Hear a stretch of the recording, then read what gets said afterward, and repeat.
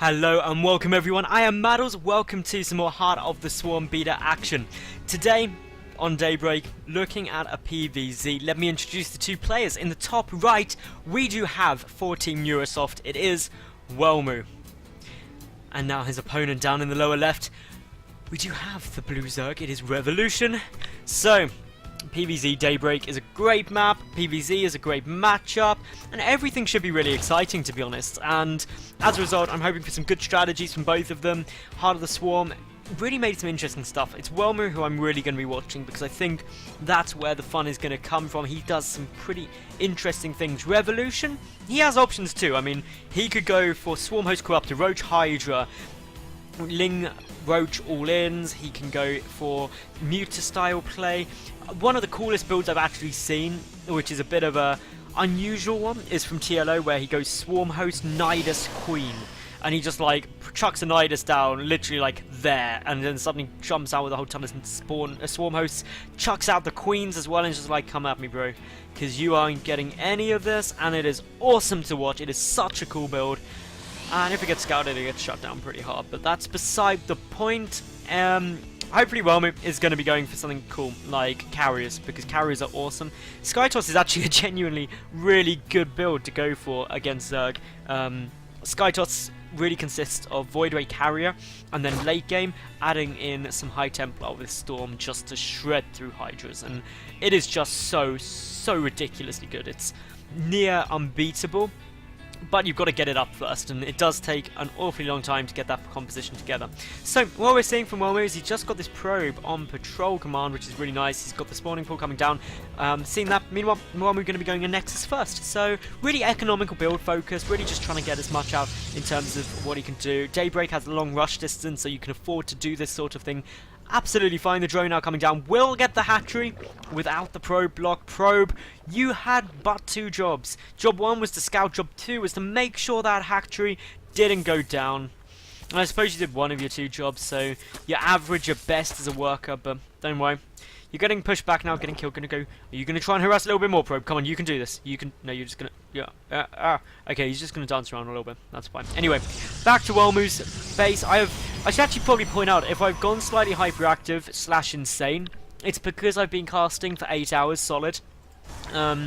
This game is probably going to be released far into the future, during the point where the HotS beta has gone down, and you're all scratching your head being like, how is Madals still casting games from the beta when it's not online? And as much as I'd like to tell you that it's black magic and I'm good buddy chums with Dustin Browder, who was like, here, have a key that's only accessible for you, unfortunately no, it's because I use this magical tool called forward planning, and I'm casting like a complete madman for the next couple of days before the beta goes down.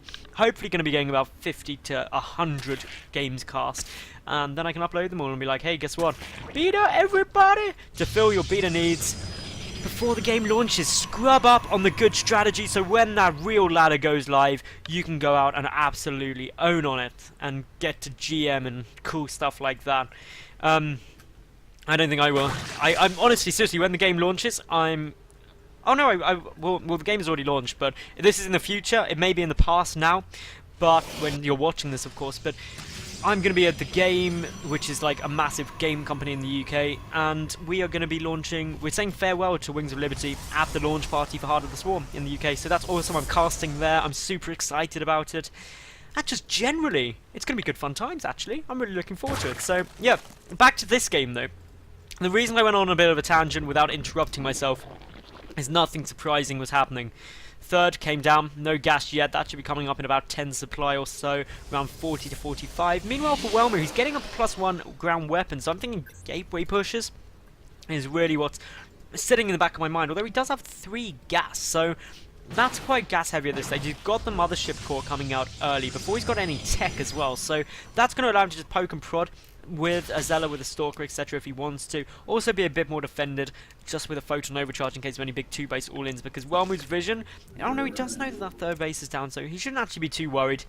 There, just as expected, 2 gas come down, probably see the third soon, there we go as well. And you can predict those timings just due to the amount of supply and when the 2 gas came down. Generally, if it's closer to 40 supply, you get the 2 gas, you're going to see 2 for a long period of time. If it's closer to 50, then you see 3, 4 gas pretty quick, just to really level out so you can get things in normal timings. But as we're seeing, the Mothership Core is out, wandering its way across the map, just hovering, and I am actually going to say this, the Mothership Core may be the best looking unit in my opinion. Like, that center like sphere thing that like shuffles around in a completely awesome way is just really, really exquisite, and I love it. I think it's incredible, and yeah, anyway, I'll stop basically having a nerdgasm over that. But back to the game, we've got Twilight Council coming down. I was really expecting this. 5 gates with the Twilight Council, probably going to be going into Blink, could be some DTs as well, is another option.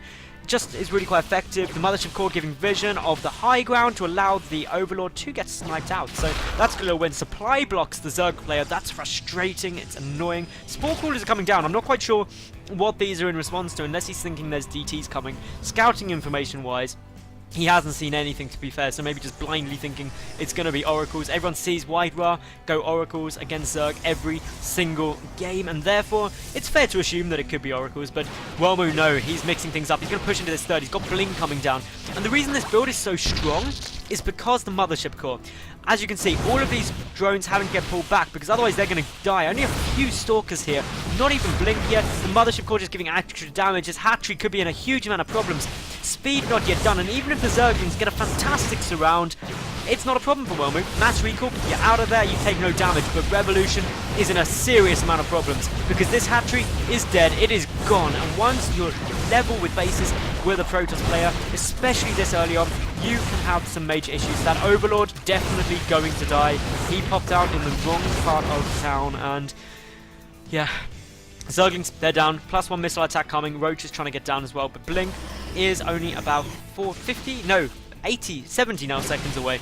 And as such, once Blink Stalkers come out, Roach has become so much less effective, because Blink Micro really allows Stalkers to be so cost effective.